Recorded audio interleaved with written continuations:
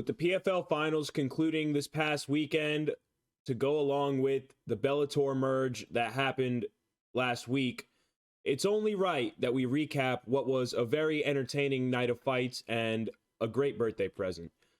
First, Biaggio Ali Walsh shines brighter than ever with a second round knockout, displaying that aggression and fearlessness referenced in the previous video. Lopez tried to forge through the fire and return counters, but was overwhelmed and ultimately put out. And that's another victory for Biaggio Walsh in his amateur career.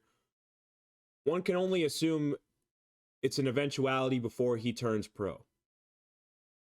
Jesus Pinedo, in the featherweight PFL World Championship fight, finds the button on Gabriel Braga in the third round, initially with an uppercut, followed by a jumping knee, in what was a wild back and forth scrap for as long as it lasted. And with the Bellator merge, as I previously mentioned, to go with Pinedo's impressive finish, and Patricio Pitbull being one of the more popular longtime Bellator champions, stylistically even, this is just a phenomenal fight that should bring a lot of eyes to PFL.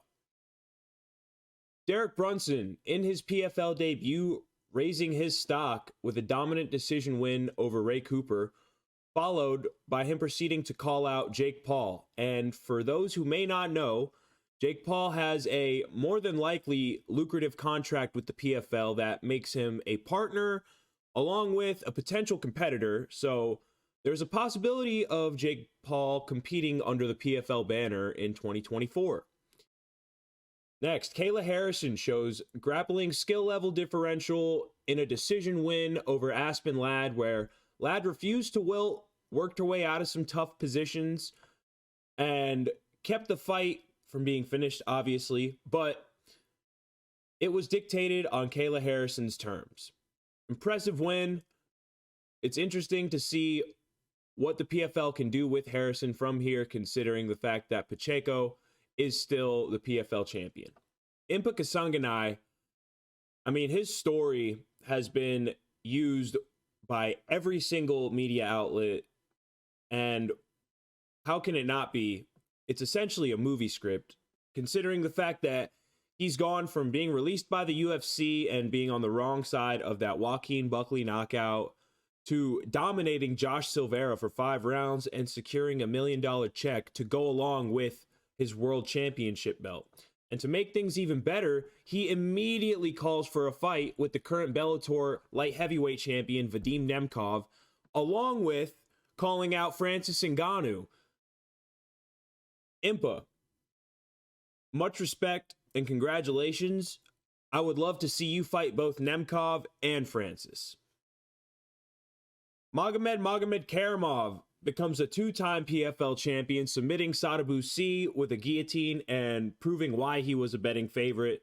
If you took my word on that Sadibou C underdog bet, I sincerely apologize, but this does set up a fight between Magomedkerimov and the current Bellator welterweight champion, Jason Jackson. And stylistically, this is a very intriguing matchup, seeing as Magomedkerimov has a similar base to Yaroslav Amosov, who Jason Jackson completely neutralized at Bellator 301. This is another champion versus champion fight that is incredibly intriguing. Larissa Pacheco is dominant over another 5 rounds against Marina Mokhnatkina and becomes a 2-time PFL featherweight champion. All the credit to Mokhnatkina for going the distance, but Pacheco was dominant and is now a multimillionaire. Congratulations. In the heavyweight world championship fight, Hernan Ferreira had probably the most shocking performance of the night with a second-round TKO over Denis Goltsov, who was a betting favorite with a significant experience advantage, as I had previously mentioned. And following the victory by Ferreira, he also called out Francis Ngannou, who even gave praise to Ferreira in recognizing his skill leading up to this championship fight.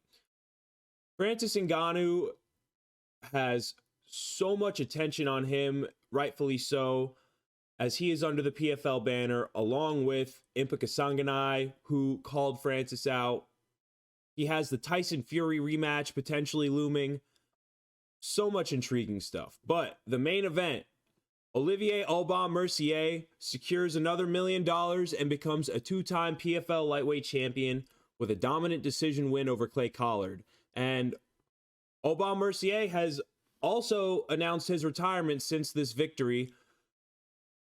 All things considered, it's been an incredibly successful MMA career for him, winning $2 million checks and 2 championship belts. So congratulations to him on a very successful MMA career. There is another PFL card going down on December 8th from Dublin, Ireland, where they intend to present a plethora of European talent that is currently under the PFL banner.